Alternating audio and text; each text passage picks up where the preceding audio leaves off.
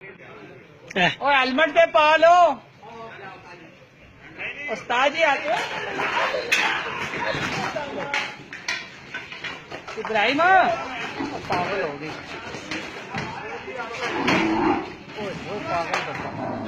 इब्राहिम छोड़ दे उस्ताद जी छोड़ दो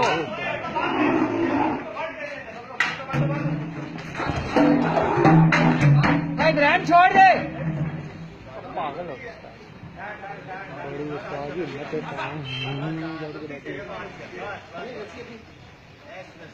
ये भैन तो सही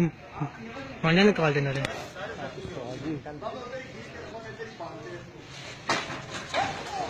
और रस्सी ना बता उस्ताद जी छोड़ दो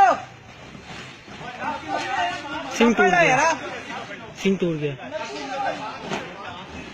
इब्राहिम छोड़ यार छोड़ दे यार अल्लाह दे बंदिया के होई ओहो चूड़ा गई चूड़ा फंस गई ना छोड़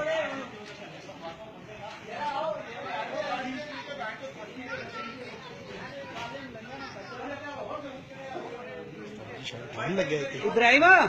हेलो भैन जो उनका यार दिमाग खराब है तेरा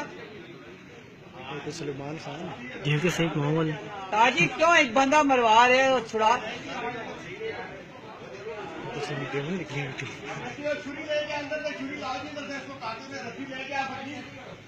वो मुझे फोन आना पे हैं? वो फोन और शुगर लासी फोन निकल गया उसका किसका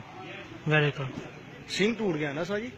पता नहीं सिंह टूट गया सिंह कौन उस्ताद जी वो निकल रहा खून हैं? ए हुण वो बेकाबू असी हां गड्डी हाला वो गड्डी ना इब्राहिम साइड ते हो जा यार तू अल्लाह दे बंदिया के होई डंटर उस्ताद जी बंदा हां ना डंटल ना पागल है डंटल हो गया बहुत और निकल गई रस्सी ए नथ भी तोड़ा आसन इसको जेडी नथ पई ने भी तोड़ी असी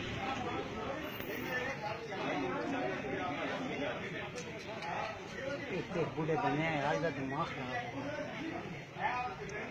वो सही घुमाया सा मैं